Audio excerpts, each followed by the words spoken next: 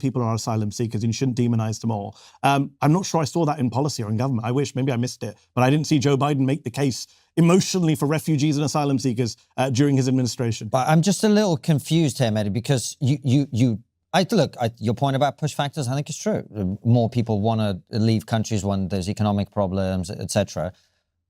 But you can't deny that policy shifts change the number of people who will.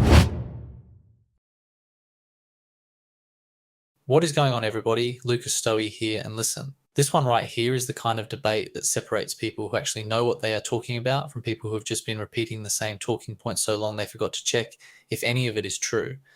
This is Trigonometry. The hosts are Francis Foster and Konstantin Kisin, and the guest is Mehdi Hasan, investigative journalist, former MSNBC host, and a man who does not let sloppy language slide for a single second. And in this 40-minute window you're about to watch, he takes apart the open border narrative piece by piece, name by name, fact by fact, until there is basically nothing left of it. Now I want to be clear, Trigonometry is not a left-wing show. These are not softballs. Francis and Konstantin push back hard, and they believe what they are saying, which is exactly what makes this so interesting. Because when you have a genuine debate between people who actually know the subject on one side just keeps being more right than the other, that is worth watching carefully. The open border myth, the deporter-in-chief, Kamala telling people do not come, Brexit making immigration worse, not better, the manufactured chaos of the Republican immigration strategy. It is all in here, and Hasan does not miss. If this channel is where you come to get the real breakdown on the conversations that actually matter, subscribe right now. Share this with somebody who needs to hear it, and let us get into it. Virtue signals to be, everyone's an asylum seeker. I didn't say virtue signal. Okay, but the implication being they want to look good by saying everyone's an asylum seeker, no one's illegal. No, that wasn't my implication. You feel free to answer once I just address this. It's not an implication thing. I think it's a change of worldview that happened. People changed how they thought about this issue. On the ground, maybe. I wish it changed in government. This is what's amusing me. Listening to you guys. I wish these people existed in power. They don't. Joe Biden wasn't that person. Hillary Clinton wasn't that person. Tony Blair and Gordon Brown weren't those people. Keir Starmer is not that person. Keir Starmer and Shabana Mahmood are to the right of David Cameron in many ways on this issue. They talk like they are. Well, talking's bad because it has effects on the public and on our discourse.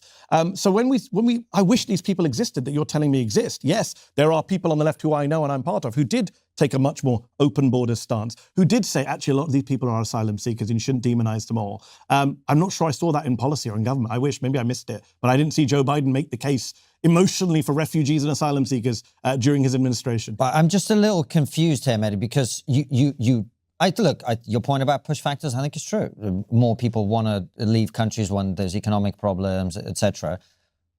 But you can't deny that policy shifts change the number of people who will come through a door depending on whether that door is ajar or open or closed. But if the alternative policy, as Francis said, was, will Trump shut the border? Do I agree with that? No, that's ridiculous. Do I believe in building a wall? No, we have to allow migration into this country because we need it for the economy. And we have to allow asylum seekers in this country because it's the legal thing to do. It's our obligations under multiple international conventions and US law. He's blocked all of that. Would you agree that people should have a right to asylum in the US? I think my view on asylum is very simple. And this was true for Ukrainian people in my family, which is that you should apply for asylum in the area that you're in. And then if you're approved, you get to travel to the country. We shouldn't have people crossing. So you would change all international law and US law? Absolutely. Okay, but right now, we haven't changed that. So under our current legal obligations, people should have a right to claim asylum. Hold on. The solution to asylum is actually very simple, which is you set up asylum processing centers near the countries where there's war and conflict and so on. And then you filter out the people you want to come. So I don't necessarily fully disagree with you. What's interesting is a lot of these solutions require people with good faith, good intentions, competence, funds. Half the problems of the immigration system in this country, if you talk to immigration lawyers as I do, they're not all open borders advocates. They're saying, why do we not have enough judges to process the claims? Why is there a backlog? Why do people disappear into America when they arrive? Because there's no court hearing, there's no court date. Why is there no fully funded system of lawyers and judges? It would cost a trivial percentage of what we spend on ICE. No, it's linked because if you deal with that, then you deal, because you said policy and elections, so I'm coming to that.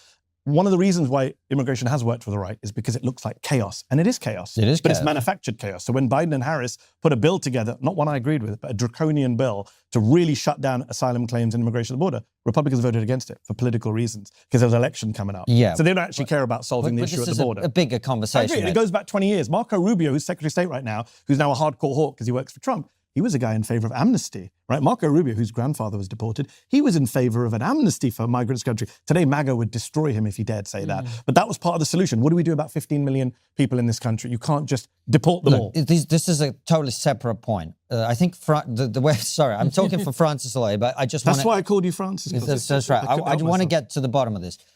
Across Europe and the entire Western world, there was a gigantic shift within our lifetimes from what I would consider sensible immigration policy, which is you welcome in the people that you've looked at their background, you think they're going to be a positive addition to your country, you do it in numbers that are manageable, you give people an opportunity to integrate, you do it in a way that is not disruptive to the existing population of the country, that people don't feel unsettled, the infrastructure is not under pressure. That's what we had for the entirety of my lifetime.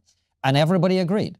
Yeah, and then, I'm not sure I agree. Well, that was my experience. And then suddenly at some point, whatever happened, that changed, and you got to a position where lots and lots of people effectively advocated for or tacitly supported a policy whereby we didn't enforce the border in the way that we used to, and we allowed mass flows of immigration from all over the world. So you're mixing together different things. Here's where you're 100% wrong. Okay. You can't enforce a border if you're in the EU. Let us not forget that what you're talking about, the period, forgive me, when did you move to the UK? 1996. Okay, so early 2000s, you will remember, Tony Blair as Prime Minister, huge debate about Eastern Europeans. Well, he Huge failed to debate. introduce transitional controls, which is why we got 1 million people instead of 13,000. But it was still part of an EU debate. You accept we were in the EU. Course, there was free movement, right? So there was free movement within the EU. You can have a debate about what the deals he should have done with the French and others. But the EU was the issue. It wasn't people from Iraq, Syria at the time. They were there, but they weren't the big issue. Right. And then we voted for Brexit. So apparently the British public did this mad thing where they voted for Brexit. And what happened? Numbers went up from other parts of the world. As you know better than me, you're living there. So this is a problem with these kind of populists on the right who kind of sell you a bill of goods, is Brexit vote didn't solve the problem of immigration. No, it didn't. Because you can't be King Canute and just say we're going to ignore the state of the world. You mentioned like massive flows. First of all, massive compared to who? Compared to the developing world, they take the bulk of the refugees in this world. Compared to the entire history of our countries. I'm saying you have to take a global perspective and say these numbers are minuscule compared to what a Turkey or an Iran or an Afghanistan or a Pakistan has had to deal with. The vast majority of refugees live in the developing world. A few of them manage to get into Europe and then we lose our minds. And by the way, a lot of these people who are coming in, where were they coming in from? Afghanistan, Syria, Iraq, Libya. Do we have anything to do with those countries? I think we do. So I do think that those of us who said, you know what, we do have a moral responsibility. We helped fuck up a lot of these countries. Let's just be very honest about that, either directly or indirectly. It's funny that you have Richard Tice and Farage now backing this war in Iran and saying, we stand with the Persian people. Apparently, and you can fact check this, I read this, I don't live in the UK, so I read this online, the second or third highest number of people on the small boats coming across are Iranians. So the irony of them saying that we support Iran while also being the people who turn away people fleeing the regime in Iran is not lost on me. But the problem is, Mehdi, is a public perception of the Democratic Party. Yeah. And they saw... And I agree with you, they think it's weak. Yeah, and they saw what happened under Biden, and they're thinking to themselves, I don't want to go back to that. I don't want that to happen again. And that's going to be their real challenge. Yep. Because look, as someone who's half Venezuelan, I walk around the streets of New York and then you see what's happening with some Venezuelan, a minority of Venezuelan people, Tren de Aragua, etc. People will quite rightly ask, why are these people here? Why didn't we get rid of them under Biden? So it's interesting you should say that. There's the funny thing about the American public, we talked about this earlier, 8-second memories. When Biden was in office, they were super anti-immigration. I agree. Look at the polling. It was definitely a problem. Right now, look at the polling right now, a year into Trump. They're more pro-immigration than the American public's been for decades. Support for immigration is now, I think, near record highs. Why? Because Trump went the other extreme. And now they're not thinking about the Biden era. They're looking at ICE agents shooting people in the street. They're hearing horrific stories of their friend's grandmother being pulled from her garden while gardening by masked agents of the state. So actually the Democrats are in a very, very strong position on this issue now because Trump has been so typically fascistically extreme that actually the immigration issue is now. I know you mentioned earlier, like talk about the border, not interior. It's actually all about the interior now. It's all about ICE. It's all about, Stephen Miller and his white supremacist rhetoric and this, this plan to make America white again. The White House put out a post, one of these memes, the Department of Homeland Security, saying 100 million deportations. Think about that, that's insane. 100 million deported would be US citizens are getting deported. People like me are getting deported.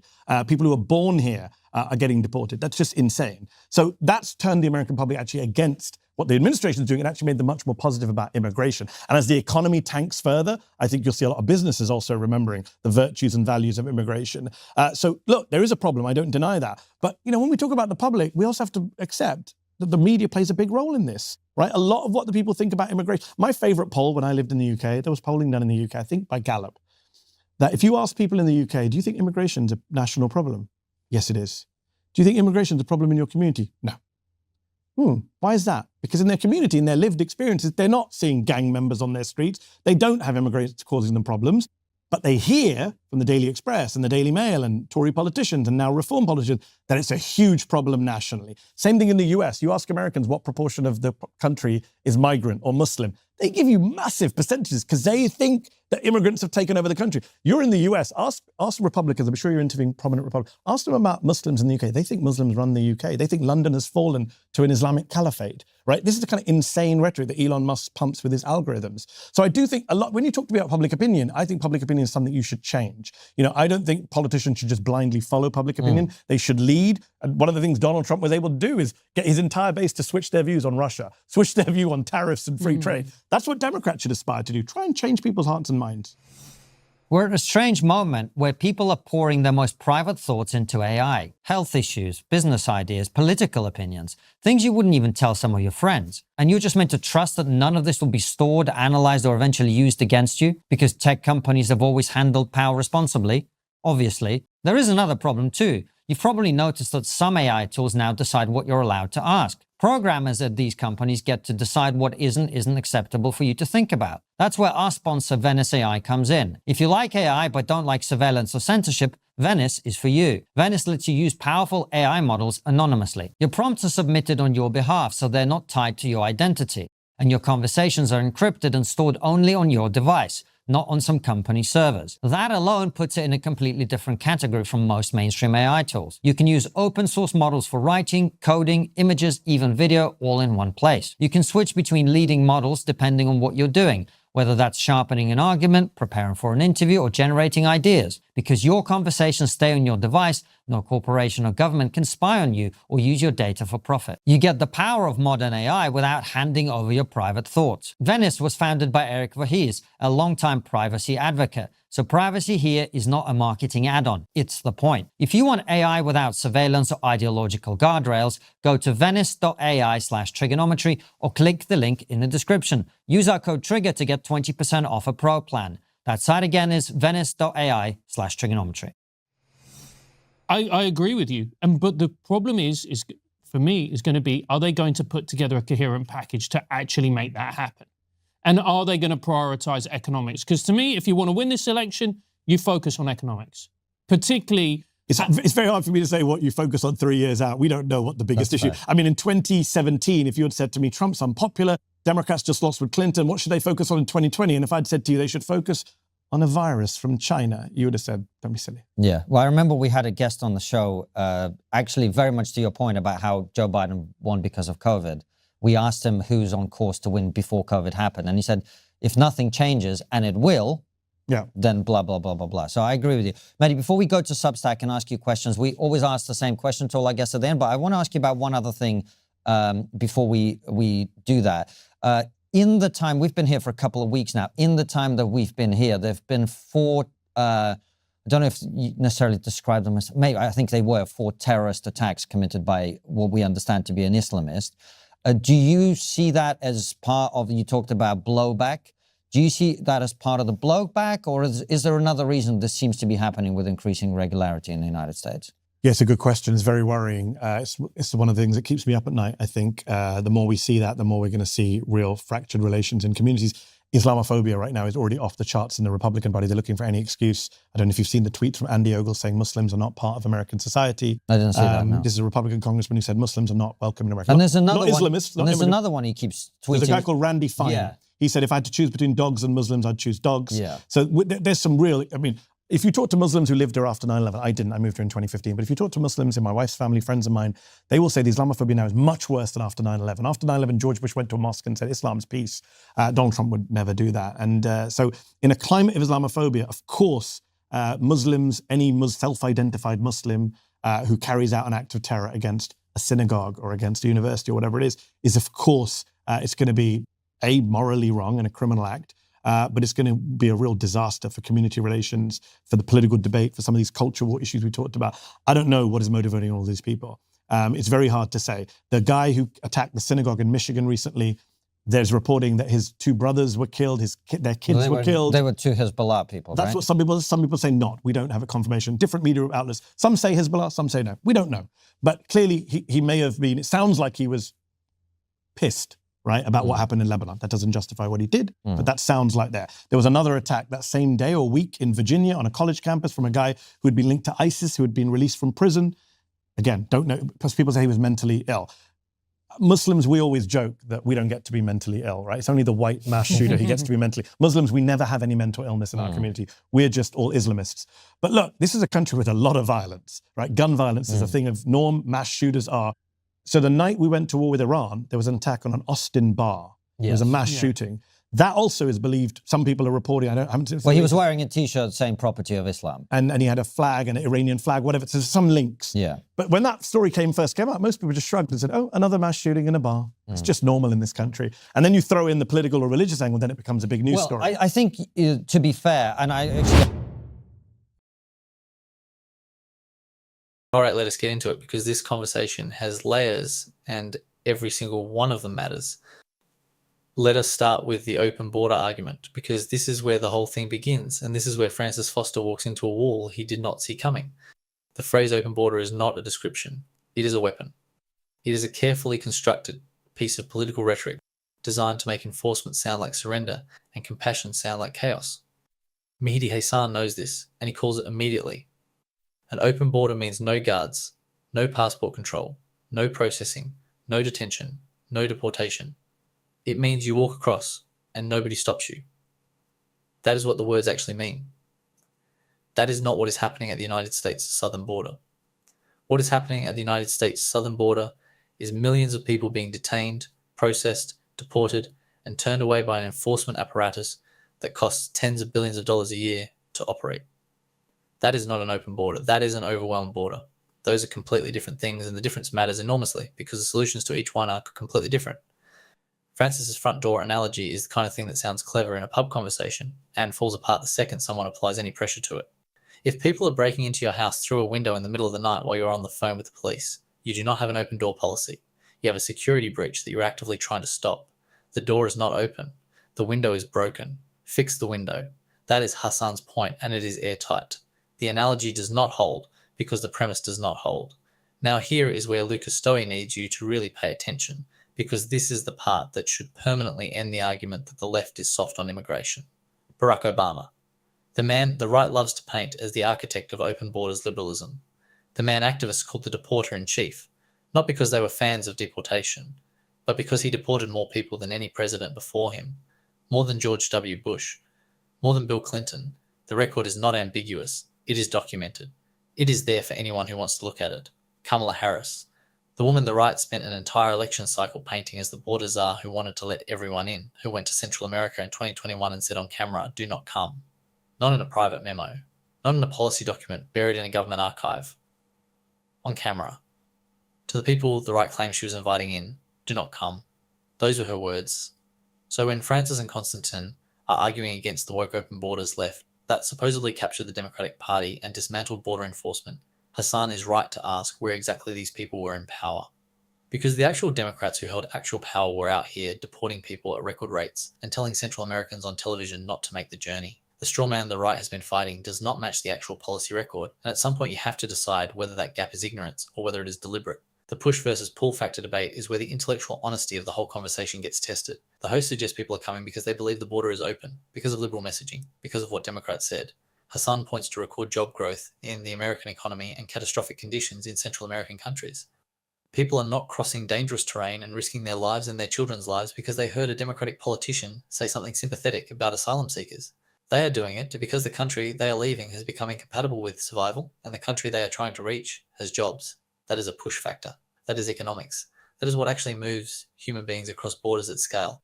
The Brexit point is one that deserves more attention than it gets in mainstream debate. Constantine's argument is essentially that the British public voted for Brexit specifically to control immigration, and that this represented a legitimate democratic demand for sensible border policy. Hasan's response is devastating in its simplicity. After Brexit, immigration went up, not down. Up.